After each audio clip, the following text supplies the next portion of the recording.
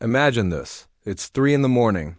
Not the kind of where you're just getting in from a night out, but the kind where the whole world is silent, wrapped in a blanket of darkness. In a grimy London backstreet, while the city sleeps, a poor baker named Henry forces his eyes open. There's no alarm clock, just the rustle of rats in the pantry and the cold dread that if he doesn't start kneading, though this very second, his master will kick him out onto the street faster than a stale loaf of bread. You see, for Victorian bakers, waking up early wasn't a choice, it was a necessity. They didn't really sleep, not in the way we do. Their day started in the absolute dead of night. Why? Because the working class, the factory hands, and the laborers needed their bread ready by sunrise. They needed cheap fuel to get through their own brutal 16-hour shifts, and that fuel was bread. So, while London was still dreaming, the bakeries were already roaring to life. The heart of the Victorian bakery was the coal oven. These weren't your modern, clean, temperature-controlled ovens. These were fiery beasts that had to be fed constantly. They belched smoke and soot, coating every single surface in a thin layer of black grime. The air inside the bakery was thick with it, and the temperature? It felt like working inside a furnace. Sweat was a constant companion, dripping from every baker's brow, mixing with the flour that hung in the air like a ghostly fog. Imagine breathing that in, hour after hour. Flour, soot, sweat, that was the air of the bakery. And despite these conditions, bakers were expected to look presentable when they delivered the bread. They'd wipe the soot from their faces, dust the flour from their clothes, and try to put on a smile for the customers, hiding the exhaustion that was etched into their bones. It was a performance, a daily act of pretending they weren't on the verge of collapse. Now let's talk about the apprentices. These were often boys, some as young as 10 years old. They were the true victims of this relentless industry. Seen as nothing more than cheap labor, they were worked to the bone. And where did they sleep? Not in a cozy bed, that's for sure. Bakeries didn't have bedrooms. The apprentices would often curl up on sacks of flour right next to the ovens. It was the only warm place in the whole building, especially during the freezing winters. Think about that for a moment. They'd fall asleep to the sound of the fire and wake up covered in a fine layer of flour, coughing from the smoke-filled air. Then, without a moment's rest, they'd roll right into their next shift. Their entire existence was a cycle of kneading, baking, and sleeping in the dust. The smell of yeast, burnt crust, and smoke wasn't just the smell of their workplace. It was their constant perfume. It clung to their clothes, their hair, their skin, a bit of a contrast to the romantic image of a cheerful baker with a flour-dusted nose, isn't it? The reality was a daily grind that tested the limits of human endurance. So next time you bite into a fresh loaf of bread, maybe spare a thought for the long, forgotten history baked into it. The story of those who toiled in the heat and the dark, just so the city could have its daily bread. Their lives were anything but romantic. They were a testament to the harsh realities of the Victorian age.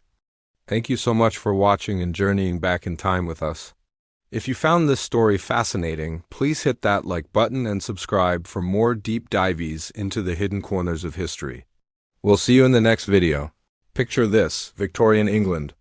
Gas lamps flicker, horse-drawn carriages clatter on cobblestones, and the smell of freshly baked bread wafts through the air. Sounds lovely, right? Well, not so fast. For the vast majority of Victorians, that daily loaf wasn't just a comforting staple, it was their primary source of calories. It was survival. And that simple fact created a very dark and dangerous industry. The working-class family spent a huge portion of their meager income on bread. They needed it to be cheap, they needed it to last, and perhaps most importantly, they wanted it to be white. In the Victorian mind, white bread was a status symbol. It meant purity, quality, and that you weren't eating cheap, coarse brown bread like a peasant. This put bakers in an impossible position. They were under immense pressure to produce impossibly white, long-lasting loaves for pennies. Flour was expensive, and pure white flour was even more so. How could they meet the demand without going broke? The answer wasn't better ingredients or baking techniques. The answer was chemistry, a very, very shady kind of chemistry. The baker's secret weapon was a substance called alum. It's a chemical compound, an aluminum salt, that worked wonders on low-quality, discolored flour. A little sprinkle of this white powder would magically bleach the dough, making even the grayest, oldest flour look pristine and pure. It also helped the bread absorb more water, making the loaves heavier, and seem like you were getting more for your money. But here's the catch: alum is toxic. It's an astringent that severely irritates the digestive system. While their bread looked perfect on the outside, Victorians were suffering from chronic stomach pain, indigestion, and severe constipation. They had no idea their pure white bread was slowly poisoning them from the inside out. For children and infants, who were often fed a diet of bread mashed with water, the effects could be devastating, leading to malnutrition and even death. And alum was just the beginning. The rabbit hole of adulteration goes much deeper. If a baker ran out of alum or wanted to cut even more corners, they had other options. Plaster of Paris, yes. The stuff used for setting broken bones and making decorative moldings was sometimes mixed into the flour to add bulk and whiteness. Powdered chalk was another popular additive. Bone ash, ground up animal bones, was also used. Victorians were literally eating building materials for breakfast. Think about that for a moment. You go to the bakery, you buy a loaf for your family, and you could be serving them a slice of wall plaster. This wasn't a rare occurrence either. It was widespread.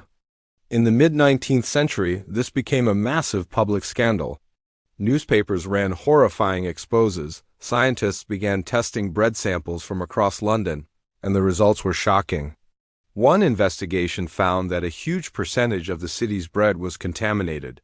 This created a moral panic. Parliament debated the issue, and people were terrified. Inspectors were appointed to try and catch these poisoner bakers, but it was a game of cat and mouse. Unscrupulous bakers would keep a clean batch of flour for when the inspector visited, while hiding the sacks mixed with alum and chalk. You might be wondering, why would people keep buying this bread if they knew it was dangerous? The grim reality is that they had no choice. The poorest families had to buy the cheapest loaf available, regardless of the risks. When you're struggling to feed your children, the long-term threat of alum poisoning seems a lot less immediate than the very real threat of starvation tonight. Some adulterants were even more sinister. To mask the taste of spoiled flour, some bakers used additives that contained traces of arsenic or lead. So, the next time you hear someone romanticize the past and say they want to try authentic Victorian bread, you can tell them the truth. The most authentic Victorian loaf might just come with a side of indigestion, a dash of plaster, and maybe even a faint glow in the dark. It's a powerful reminder that sometimes the good old days weren't so good after all. Thanks for watching. If you found this dive into history as fascinating as I did, make sure to hit that like button and subscribe for more stories from the past. See you in the next one. Ever imagine stepping back in time into a quaint Victorian bakery? The smell of freshly baked bread, the gentle warmth of the oven. It sounds cozy, doesn't it? Well, let me shatter that lovely image for you. The reality of a 19th century bakery was less of a charming dream and more of a waking nightmare. Forget everything you think you know, because we're about to dive into the dark, grimy, and downright dangerous world of the Victorian baker. First, let's set the scene. Picture a small, cramped cellar or a single dim room with ceilings so low you'd have to stoop. There's a massive coal-fired oven roaring in one corner, dominating the space. Ventilation? Absolutely none. The air is thick, stagnant, and scorching hot. We're talking temperatures regularly soaring up to 40 degrees Celsius or 104 Fahrenheit. Imagine trying to work in that suffocating heat, day in and day out. It wasn't just uncomfortable. It was a constant, oppressive presence that drained every ounce of energy from you. Now let's talk about the flour. It was everywhere. Not just on the tables and in the dough, but in the air itself. A fine, white dust that never settled, coating every surface, including the inside of the baker's lungs. This led to a widespread and debilitating condition known as baker's lung. It was a form of occupational asthma, a chronic inflammation that made every breath a struggle. Instead of coughing up normal phlegm, these workers would hack up thick, white dust. Their respiratory systems were literally clogged with the very ingredient they worked with. It was a slow, painful way for their profession to destroy them from the inside out, and the flour didn't stop at their lungs. Bakers worked in a perpetual state of being caked in it. They would sweat profusely in the unbearable heat, and this sweat would mix with the airborne flour, creating a sticky, dough-like paste that clung to their skin. It formed a grotesque second skin, a constant, gritty layer that they could never truly wash off. Their clothes were stiff and crusted with it, their hair and eyebrows dusted white, making them look like ghostly figures haunting their own workplaces. They were literally wearing their work, and it was a heavy, uncomfortable burden. The working hours were nothing short of brutal. A typical day for a Victorian baker wasn't 8 hours. It was 14, 16, sometimes even 18 hours long. They would start in the dead of night to have the bread ready for the morning rush, and would unfinish until late the next evening. The cycle was relentless, kneading massive troughs of dough by hand, shaping hundreds of loaves, waiting for the unpredictable yeast to do its work, and then repeating the whole grueling process over and over. There were no weekends, no holidays, and certainly no paid time off. In this era, the concept of workers' rights was a distant fantasy.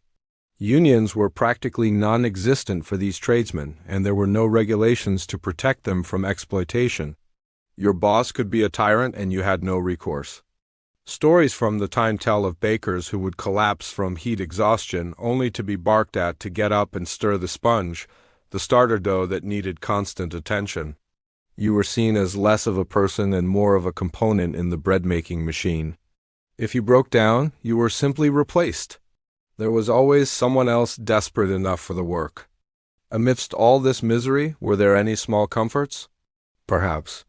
The only luxury, if you could even call it that, was the moment a baker might lean against the side of the brick oven on a freezing winter night. The radiating warmth would have been a brief respite from the biting cold outside. But even this small comfort was fraught with danger. A moment of lost concentration, a slip, or simply leaning in the wrong spot could result in severe burns from the scorching hot oven doors or surfaces. Every tiny bit of relief came with its own risk.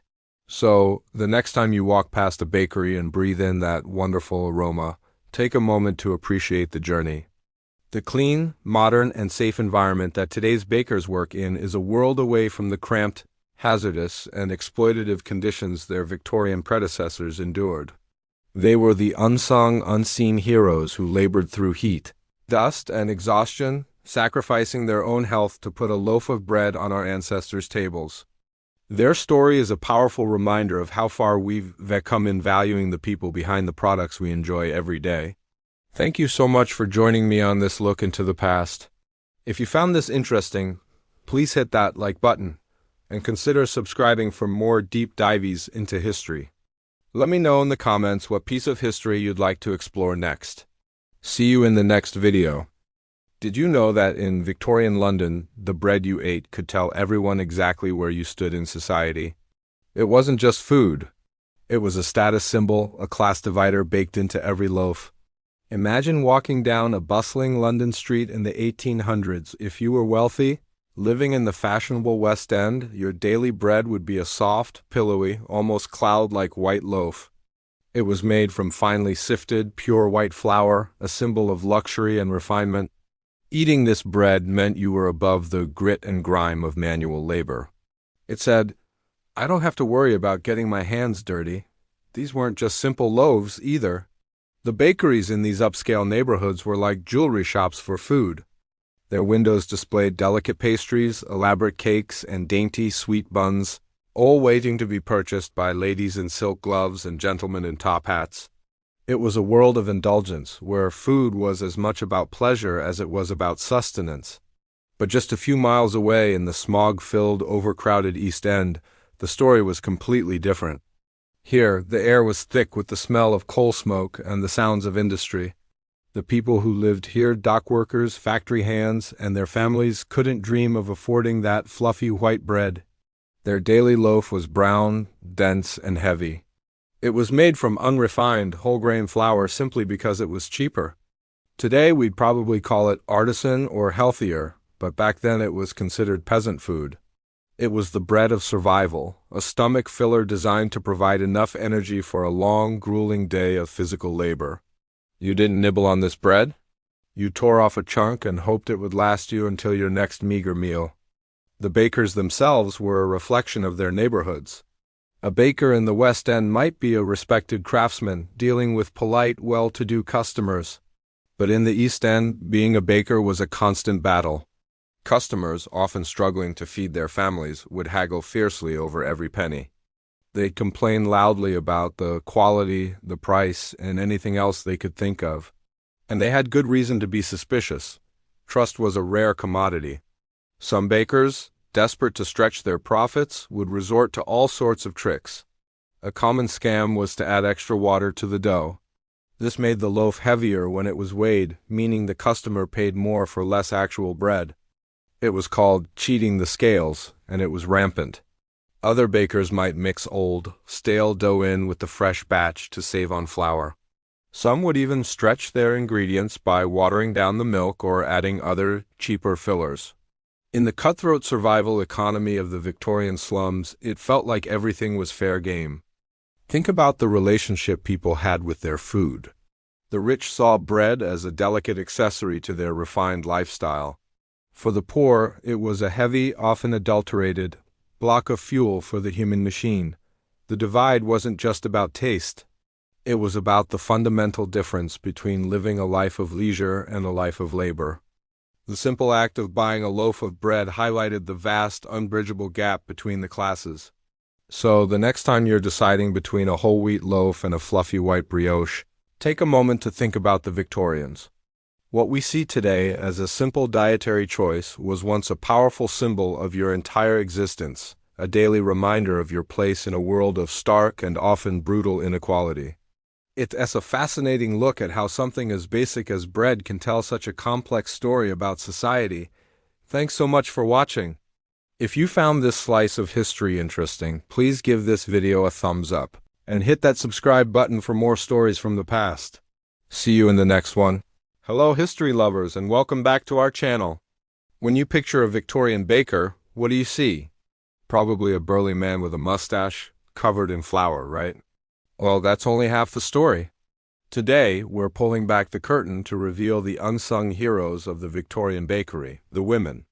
You see, while most professional bakers were indeed men, women were the invisible engine that kept the dough rising. Wives, daughters, and sisters were the backbone of these family businesses, often working tirelessly behind the scenes. Their days were a relentless cycle of kneading heavy dough, scrubbing soot-stained ovens, and managing the endless stream of customers who came for their daily loaf. And the kicker? Most of this back-breaking labor was completely unpaid. It was simply seen as part of their domestic duty. But what happened when a husband got sick, or worse, passed away? Some women stepped out from the shadows and took charge. Many widows, faced with the need to support their families, took over the family business. They weren't just baking bread. They were baking a future for their children.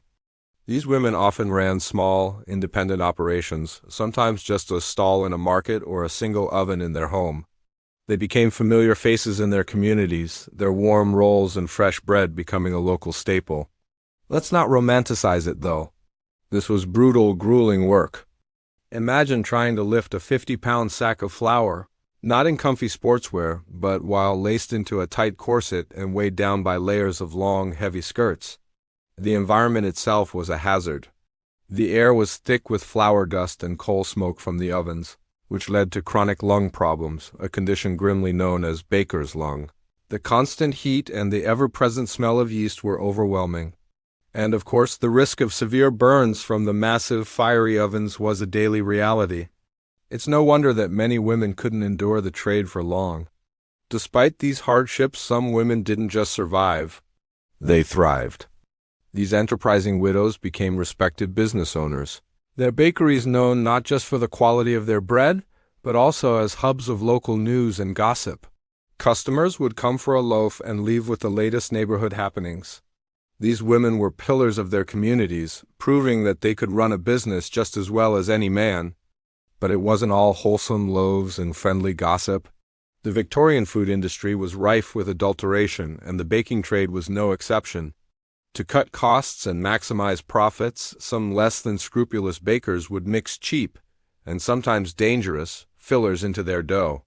We're talking chalk, plaster of Paris, and even sawdust to bulk up the bread and make it look whiter. And yes, some women were involved in this shady side of the business. Desperate times led to desperate measures, and a few women were caught joining the notorious baking gangs of London, a network of bakers who systematically defrauded the public. It was a risky game, and if caught, they faced hefty fines and public disgrace. It was a strange sort of equality, Victorian style. Women were not only capable of honest hard work, but also of a bit of criminal enterprise. So, the next time you enjoy a piece of fresh bread, take a moment to think about the forgotten women of the Victorian era. They were the silent partners, the emergency bakers, the community pillars, and sometimes even the savvy criminals. They worked in the heat and the smoke, shaping not just loaves of bread, but their own destinies in a world that rarely gave them credit. Their stories are a powerful reminder of the hidden labor that has propped up our world for centuries. Thank you so much for joining me on this journey into the past. What other hidden histories would you like us to uncover? Let me know in the comments below. And if you enjoyed this video, please give it a thumbs up and don't forget to subscribe for more fascinating stories. We'll see you in the next one. Have you ever wondered what breakfast was like for someone in Victorian England? Picture this. It's the 1800s. London is shrouded in a foggy dawn, and the air is thick with the smell of coal and, if you were lucky, freshly baked bread. For centuries, baking was an art, a craft passed down through generations. Bakers were masters of their trade, their hands covered in flour, their days dictated by the rhythm of rising dough and the heat of the oven. It was a tough, sleepless job. Bakers were up long before the sun, mixing, kneading, and firing up their ovens, all so that families could have a warm loaf on their breakfast table. The bakery was the heart of the community, a place of warmth and comfort. Then, by the late 1800s, everything started to change. The roar of progress, the hiss of steam, the clatter of machinery, the Industrial Revolution arrived, and it didn't spare the humble bakery. Suddenly, machines were doing the mixing, tirelessly churning dough in massive vats. Huge, steam-powered ovens replaced the traditional coal-fired ones, baking hundreds of loaves at once. It was a marvel of efficiency. The cost of bread plummeted, making it more accessible to the masses. But this progress came at a price. The Industrial Revolution didn't just make bread cheaper, it started to make traditional bakers less necessary. Those small, family-run bakeries, the ones where the baker knew every customer by name, couldn't compete. They were crushed by the sheer scale and speed of the new factory bakeries. It was a classic tale of David versus Goliath, but this time Goliath won. Mass-produced loaves began to flood the market. They were perfectly uniform, identically shaped, and many would argue utterly tasteless. The soul of the bread was lost in the machine. Think about the artistry that was disappearing. The delicate dance of kneading dough by hand, feeling it transform from a sticky mess into a smooth, elastic ball. The satisfying crackle of a perfectly baked crust. The incredible, intoxicating aroma that filled the entire street. All of this was being replaced by the monotonous hum of conveyor belts and the metallic clang of industrial mixers. The baker, once a respected artisan, was becoming a factory worker. Instead of standing proudly by their ovens, shaping each loaf with care, they were now just another cog in the machine, overseeing equipment that did the work for them. Their connection to the craft, their pride in the final product, was slowly being eroded. But here's the thing, their legacy, their ghost, if you will, lingers on. Even in today's world of automated mega-bakeries, the essence of what they did survives. Every time you pick up a warm, soft loaf from the supermarket, every time you enjoy a simple sandwich, you're experiencing the result of a tradition they kept alive for centuries. The bread we eat today owes a debt to those sleepless men and women of Victorian England, the ones who worked in the dark, covered in flour, so that others could wake up to the comforting smell of breakfast. They were the unsung heroes of the morning meal. So, the next time you bite into a piece of soft, fluffy bread, take a moment. Remember that someone over 150 years ago Probably inhaled half a bag of flour and worked through the night in the sweltering heat of an oven. Also, that one day you could enjoy that simple pleasure. It's a powerful connection to the past, hidden in one of our most common foods. Thank you so much for joining me on this journey back in time. If you found this story as fascinating as I do, please hit that like button and subscribe for more dives into the hidden histories of our everyday lives. See you in the next video.